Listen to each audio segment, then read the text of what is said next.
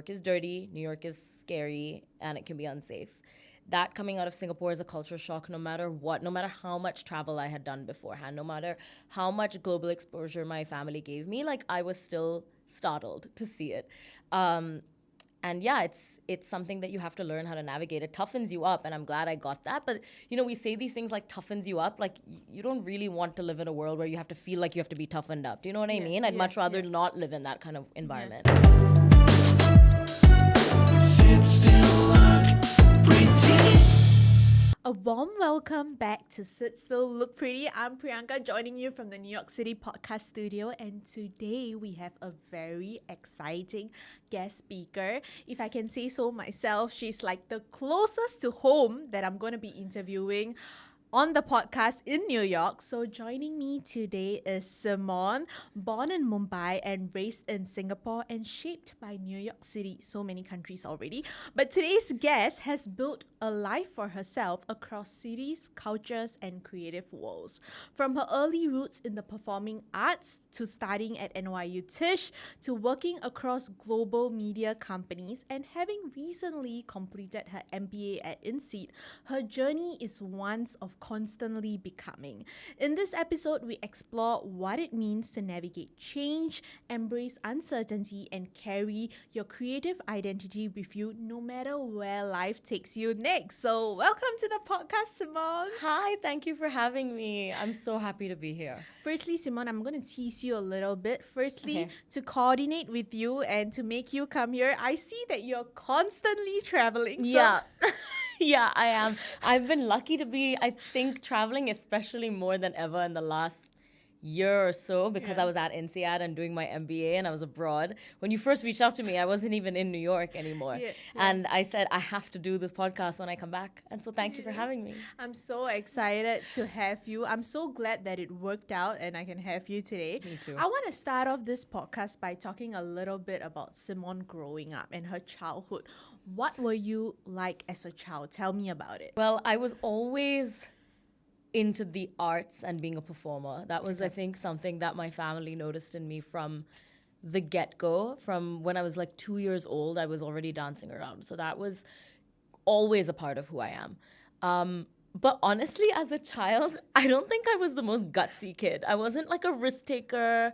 I clung to my mom. I was a bit of a scaredy kid. I don't think I had to find where I could get confidence from at a young age. And then before I even got confidence socially, I think I found it in the arts. And I honestly think that at the root of everything, because I felt so comfortable performing and I enjoyed music and dance, I guess that's what helped me find any ounce of confidence that I have even now. That brings me to the question of, I'm pretty sure it's one thing to pursue arts as something like, okay, it's an avenue for me to explore, to take a break from life.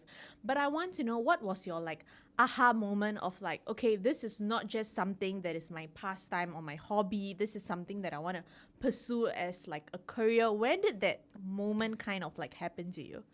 Yeah, so I mean, I'd already spent all of my growing up years all the way into high school in the arts, both as extracurricular activities, but also then just gradually became my main focus. All of my time went into it. I trained in dance. I took music classes and singing classes whenever I could.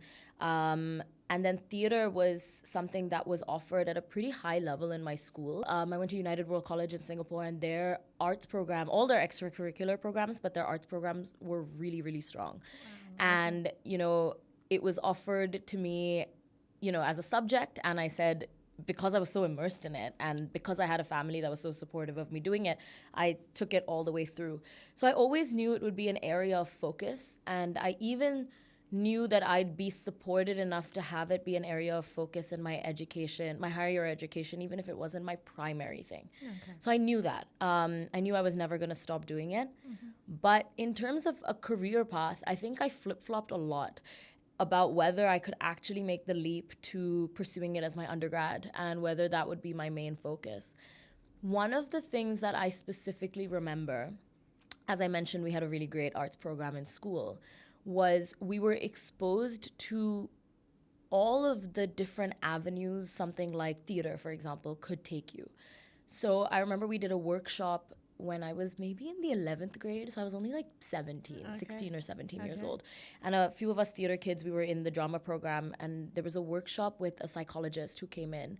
And she ran, I think it was 3 sessions where we worked with people who were domestically abused, and they came in to visit the school. They were being supported by another external organization.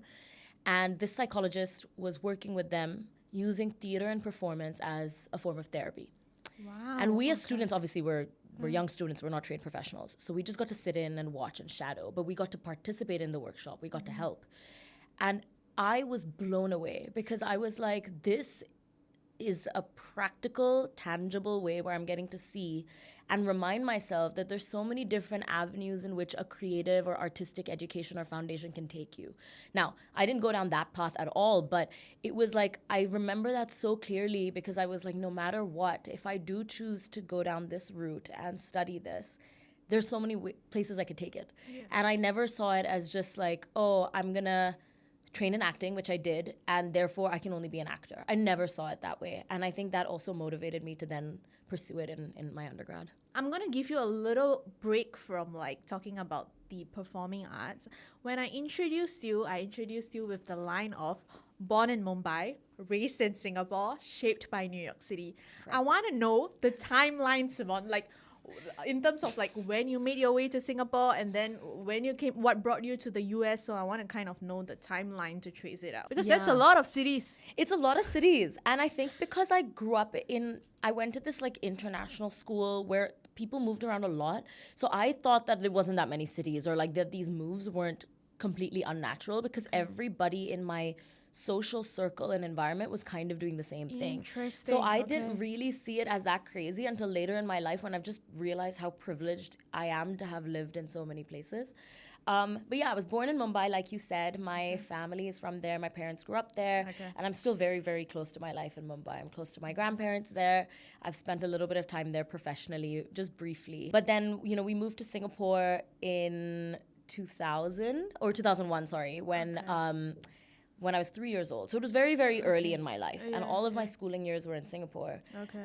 So, that really is like, I'm Singaporean. I'm super proud of the place. I love telling everybody that I'm from Singapore, especially when I moved to the US and there were people who didn't really know it. And this was pre-Crazy Rich Asian, so they really didn't know it. So then I was like very, very proud to proclaim that I'm from Singapore. And then New York was a move that I made for college. I feel lucky that all of my big moves have been through an institution or have been with a community that have helped it make it easier for me to settle. Nice. I think making these moves, independently or without some sort of structure is always harder. And so I feel lucky that I've had that. But yeah, New York was for college, but it was a city that I always wanted to move to. I knew pretty early on in my life that I want to be in New York. Yeah. And when I was 14, I did a dance summer camp here. As I mentioned, I was dancing extensively at the time, at that age. And I did a summer camp. We actually used NYU's like facilities when we were training. And I was like, this is where I'm going to be. I want to be here. I want to be here. I want to be here. Of course, I went through the process of applying to different places. But I think, as I mentioned, the community I was a part of moved around so much. The international school system kind of sets you up quite often for a UK or US undergraduate education. Not always. But my school did. And it was kind of the norm, which is really odd now as an adult that I see it, that everybody just moved off. People ask me like, oh, don't you have a lot of friends left in Singapore? And I'm like, not as many. So because the community was doing it, I felt like I had the right, footing to do it. But they are big moves. But in that sense, I want to ask you, when we make such moves, at the end of the day, it's not necessary that our family moves with us. So I'm a little curious about that because when you are moving across different cities to pursue, of course, a different chapter of your life, how do you deal? I feel like this question is more for me. Actually.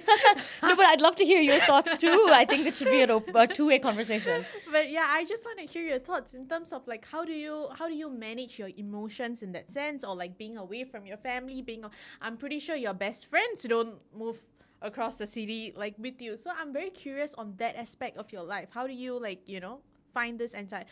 Has there been moments of like frustration or like, yeah? Totally. I still remember, I think this was the case for so many people in my position. One of the biggest moments of frustration was COVID. I actually did make the decision to go home briefly during that time, so I got family time. But that decision-making process was so difficult for anyone who was here dealing with visas and being away from their parents. And New York City was one of the places that was hit the worst at first. And I still remember for like that first week, maybe 5 days, there was this constant flip-flopping that we were all debating whether I should go home or if I should just hustle it out in New York, because I was finishing up school and I didn't want my, visa status to change, and I had all these things I was juggling in the air, and I kept saying, no, I'm going to stay put. In hindsight, I'm so glad I got some time back in Singapore. Obviously, Singapore was a great place to be during COVID in terms of how they took care of us. But, it was a big decision to then say, okay, now I'm going to leave all my friends. And I was in a relationship at the time, and I didn't want to leave my partner. So it was like I was always choosing between being on two parts of the world, and that was the hardest period because there was no way where anyone knew when it was going to end. So that's been hard.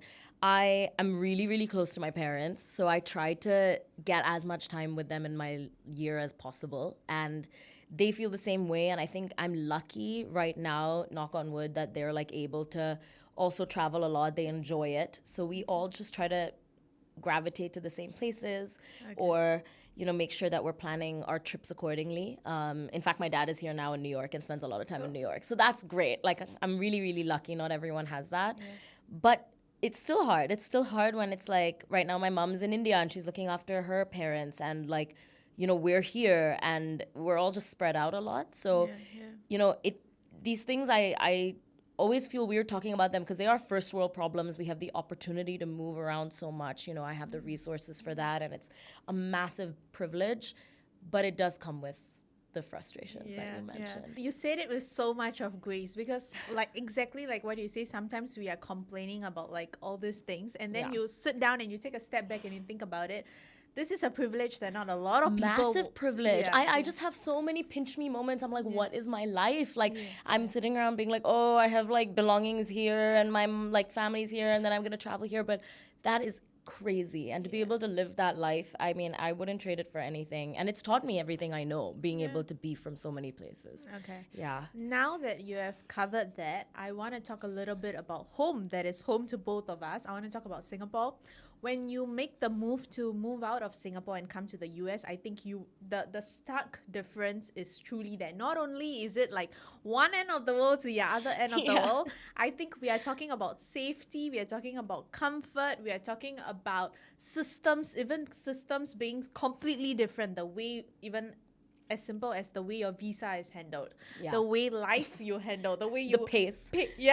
Everything changes, right? So my question to you is, when you first moved to New York City, was it everything? It's one thing to be like, it is my dream to live here, but was it everything that you hoped for? It was everything I hoped for in terms of the things I got access to. I was following where creative industries were and where I got energy. And because I'd had a glimpse of New York very briefly and what college life in New York could look like through that summer program I did, it ticked those boxes. But I think there's so many things that I've had to reflect on over the years of what was challenging. Obviously, some of the obvious things that you mentioned. New York is dirty, New York is scary, and it can be unsafe. That coming out of Singapore is a culture shock no matter what, no matter how much travel I had done beforehand, no matter how much global exposure my family gave me, like I was still startled to see it. And yeah, it's something that you have to learn how to navigate. It toughens you up, and I'm glad I got that. But, we say these things like toughens you up. Like, you don't really want to live in a world where you have to feel like you have to be toughened up. Do you know what I mean? I'd much rather not live in that kind of environment. The other thing that I found interesting to me is how a city as chaotic and busy as New York, you can actually feel the loneliest in a place like that. And even that has had pros and cons, because I now tell people that I'm so used to that I kind of like this anonymity of I can disappear in the chaos of the city and find my own space. Not everyone's in your business. No one knows what you're up to. You're not really bumping into people because there's just too many people. That said, in my early years here and choosing to go to a college it didn't have a campus, you're just NYU, you're just tossed in the middle of the city. You really have to make an effort to do things, to meet people, to motivate yourself. It's so overwhelming. Everyone is doing a million things at once. And you can feel really, really lonely, especially in the early times when you don't have community yet. Or any transition period, as I mentioned, COVID and things like that. People move around a lot. It can be a very lonely place, and I don't think I expected that, because you'd look around and you would never think that Manhattan would be a lonely environment. But I don't know if you feel the same way. I'd love to know what you think, actually. I feel like so well said that like I might have a tear in my eye. No, I'm just kidding. But it's truly, truly well said, because I know that when I moved here, Simone, like within 3 months, I called back home and I was like, I don't think I can do this. And I agree with you so much, because prior to that, I have done so much travel, like exactly like what you said. I've like been to Europe, like stayed there for 6 months. So what you would think that this was something, this exactly like you, this chapter of my life was like my dream. Like I want to move to New York City was something that was since young, you know. So when I got the offer and things like that, I was like, that's it, this is it. And in 3 months, I was like, I want to throw everything out, because this is exactly not like, it's like exactly like what you said, you're surrounded with so many people, and yet it's so jarringly quiet. And at the same time, when you're going through, I don't know if you relate to this, when you're also trying to manage your own emotions, you also have a ton of things that life moves on, right? You have a ton of things that you need to do for school, for work, so it's like, you don't have the time. You don't have the time to manage those emotions. I remember at one point in my life, I would be crying, and then I would wipe my tears and I would start my work, and I would be like, what is this? Like one moment you're crying, the next moment you're working, like. But it's so accurate to New York, and it's such a stereotype, but like I've played into the stereotype a million times of crying on the subway. Like, I truly believe the New York moment, and like that's those moments where you're crying and then you like have this out of body experience, and then you're looking at yourself and you're like, I'm just crying on the New York subway. I've had so many of those moments. I love it now, because I'm like, I love that I'm in a city where I can just do whatever the hell I want, be myself, and nobody cares, and no one's batting an eye, unless you really need help. I think New Yorkers come together for that. But that's like exactly what it is. It's just like I'm mid-commute, I'm gonna have a quick cry, and then I'm on with my day. But it's weird, because it's so tough, and yet weirdly it is so rewarding. I think that is something that you probably experienced, right? Like multiple times you cry about it, and then the next moment you're achieving great things, and you're like, okay, you know what, it's okay, it's worth it. It's so true. And I'm always having pinch me moments. I mean, I've been here for most of the last decade, and I still tell myself, oh my gosh, you're living your dream. I want to touch quickly on your journey in NYU Tisch, because let's be honest, getting into NYU Tisch is one of the hardest to get into. It's one of the most prestigious programs as well. I want to know, because I had my own set of emotions when I got my acceptance letter from NYU, but I want to know from another NYU student, like how did it feel, that moment getting that acceptance letter? Where were you? What were you doing? I need the details. I remember it so clearly. I mean, Tisch was always a dream school from whatever little I knew of it growing up on the other side of the planet. I was like, this sounds like what I want. It is a conservatory-style focused arts education in a big university that allows me to have liberal arts education as well. And I actually held back for a little while from applying to Tisch specifically, or because you have to go through an audition process. I just didn't think I had the right level of training that other kids in the US probably had access to. Even though I had done theater and I was a dancer and I'd been trained, I felt like acting was quite different. I hadn't been auditioning for Broadway touring shows at a young age. You know, a lot of people in the US have those opportunities. I didn't really have that. So I felt very underqualified. And I just felt like if I was going to apply to NYU, which I did, I knew I would, and it was one of my top school choices, I would feel weird if I didn't give it a go, given that this school had my dream program. I said, I'm going to regret this, so I'm just going to give it a go. And firstly, I remember everything happening always early in the morning because it was Singapore. So I was like, my interview, because at Tisch you had to do an audition, and then you had to, like a virtual audition that you send in, and you had to do an interview.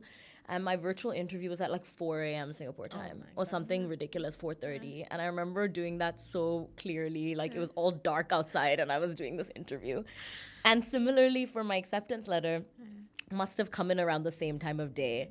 And I think I woke up. I like didn't even tell my mom that I was already up. I like went into the room. I was just, this is such a bad habit and something that I'm saying here on camera and on mic so that I kill this habit in the future. Okay. I was expecting the worst because I feel like I just go through my life expecting to not have that success moment. So I was just expecting a rejection, and I very clearly remember opening that letter and feeling so relief also because you work so hard at that stage to get into college and everything, but just feeling like, oh my God, I'm about to live my dream.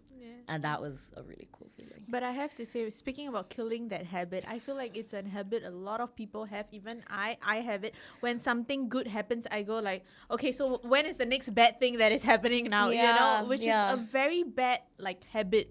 I'm glad that you brought it up because you hope for other people, like good things to happen to the people around you. You would hope for the same thing for yourself. And I feel like we don't do it for ourselves, but we do it for other people like so willingly. So well said. The other thing that I have noticed that I started to do is, so I'll give this advice to my friends a lot of like celebrate the things that you're achieving, because once you've, say you get into a really good school, this happened again with INSEAD.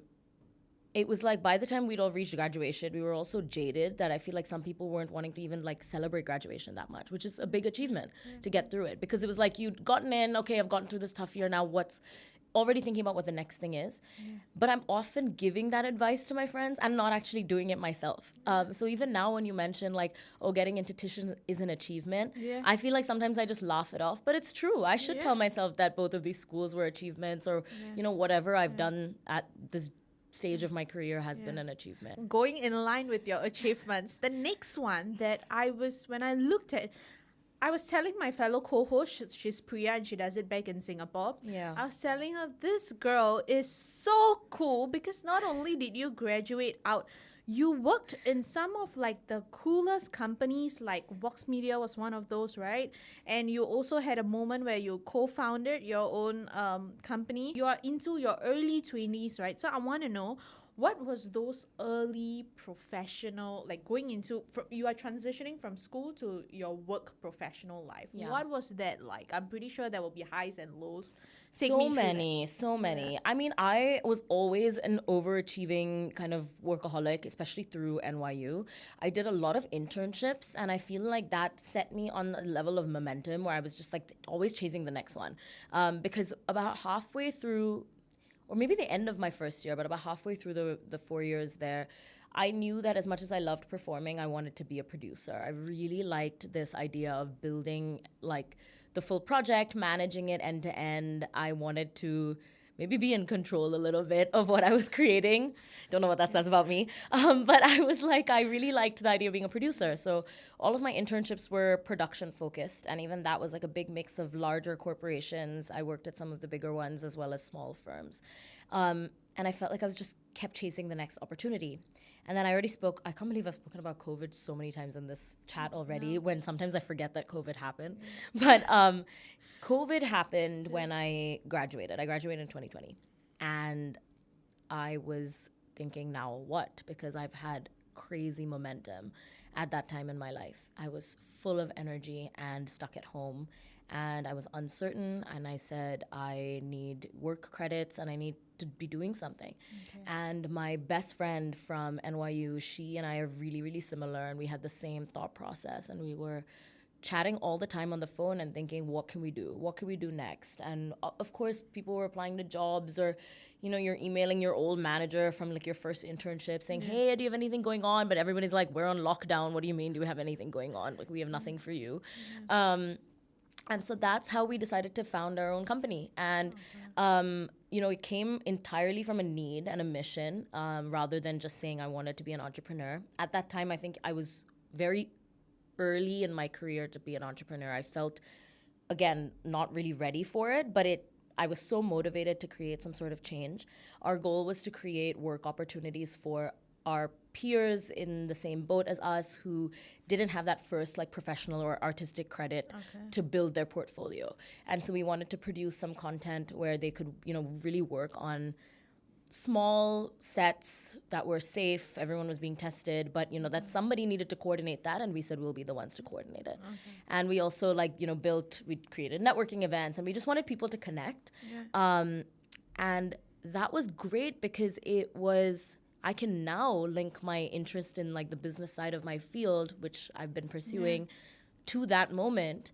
But it just came from like hunger and drive. I don't think I had like a clear plan. Maybe I should have, but at that time, no one really had a plan. Yeah, and for sure. again, it takes a level of privilege and resources and support from somebody's family to say, hey, I'm going to give this a go. And it's probably not going to earn me any money, but hopefully I'll be able to create some change, learn so much, because I think I learned more in that process, in that 1-2 year process, than I did in anything else I've done. Vox was my like next professional stint. I'd already worked at several other media companies before, but I was a producer at Vox. I got to do a mix of creating content as well as like strategy work, which is what I then wanted to pursue later. And it was an amazing experience. See, this is what I said. You're a cool girl and so many achievements. And now we can finally move on to the chapter that, of course, I think everybody wants you to talk about, safe to say.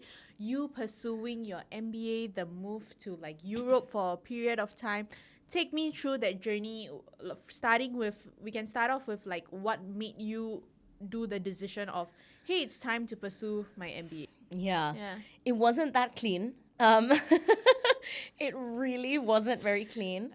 I was working at Vox, and I'd already, again, this is where I say that I'm deliberately forcing myself to acknowledge that I already did one of the dream things, you know? I think in that time I was like, okay, now what? I need to do more. But, you know, I got to live my dream. I was working at a media company in New York that I loved. I was doing creative work. I was working with the coolest people.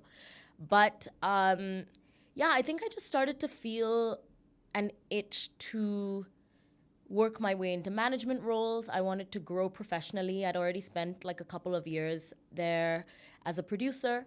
And again, the creative work is the foundation of everything I've done.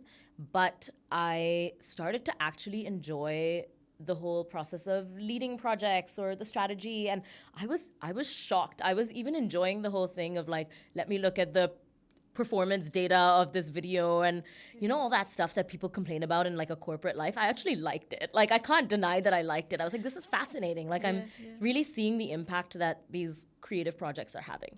So super nerdy, but I was like, no, I'm actually liking all this data stuff and all the strategy stuff.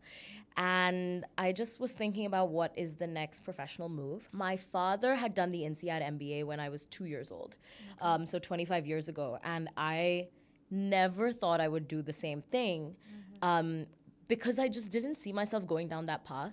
Almost no one does an acting undergrad and then ends up doing an MBA. Like, I can think of very few people who have probably gone down that route. And so my creative friends were kind of like unsure, or not, they didn't talk me out of it, but I think there was a mismatch. Like, they weren't doing this, is what I mean.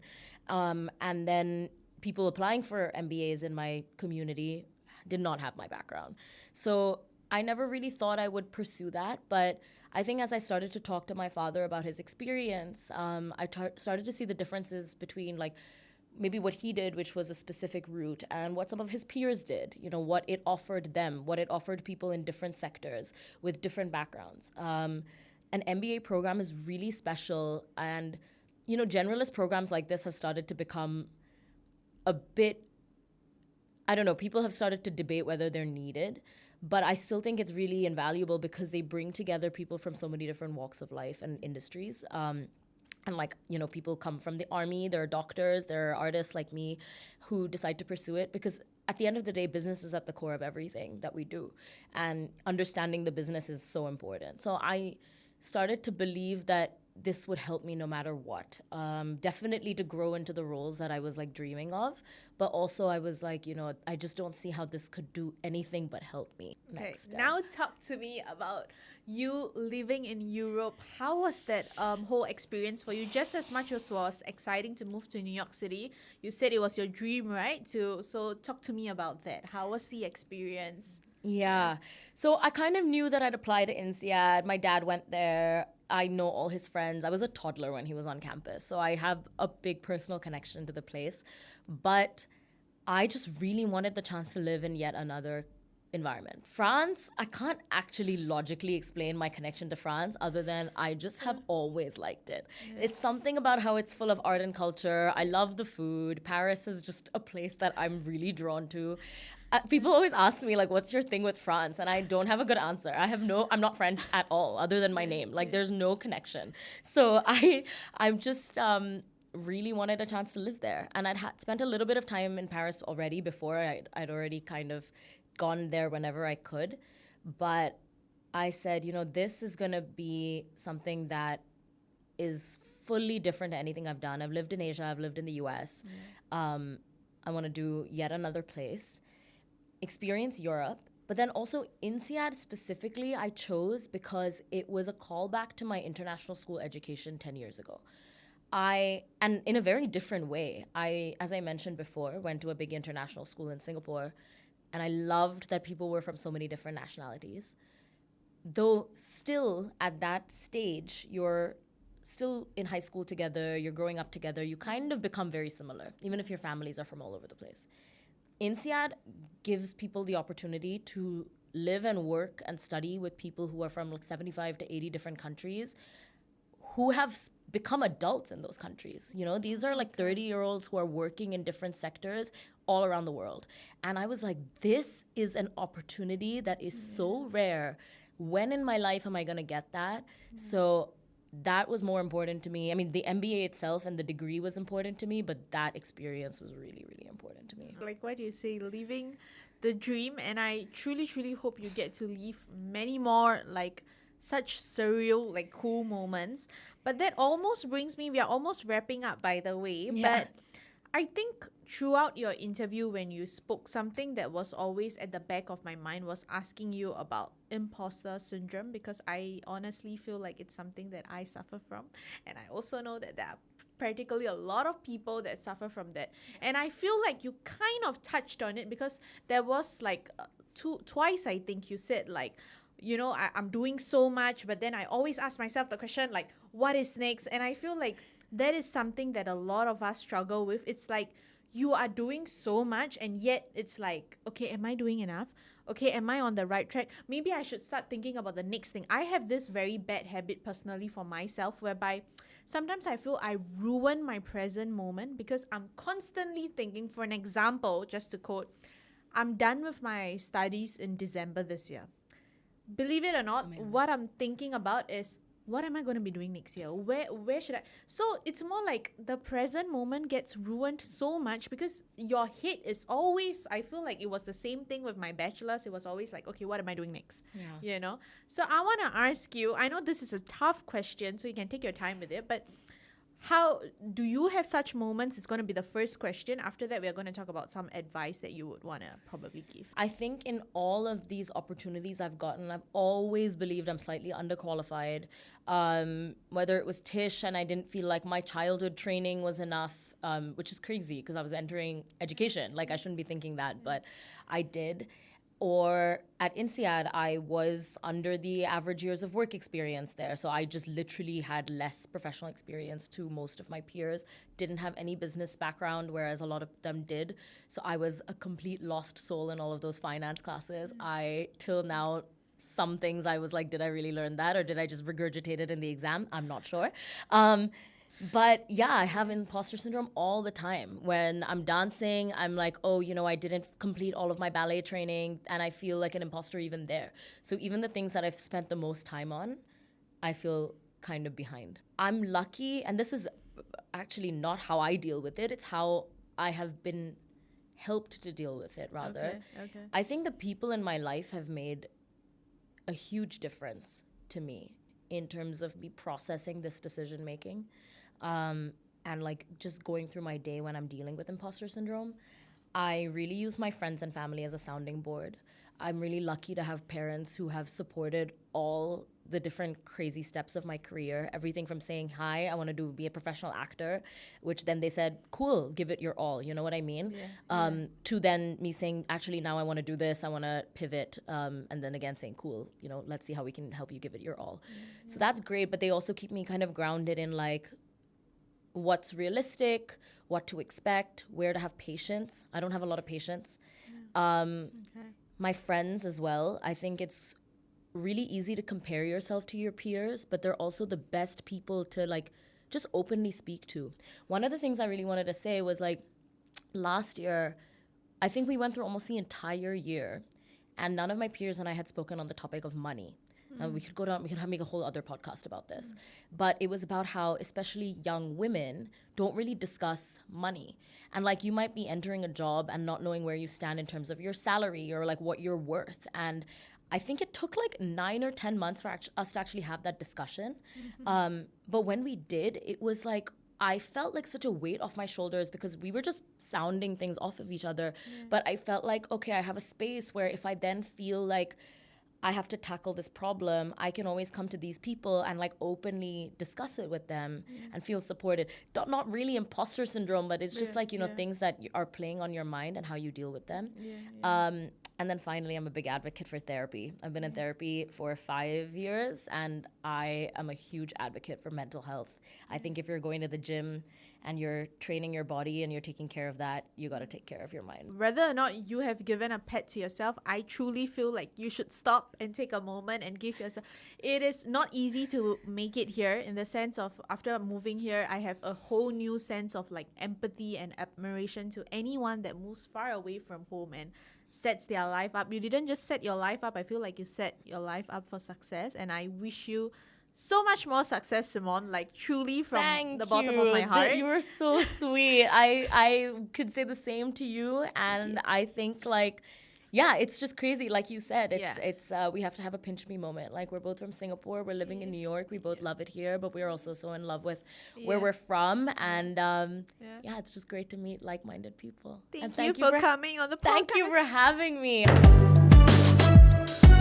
Sit still, look pretty.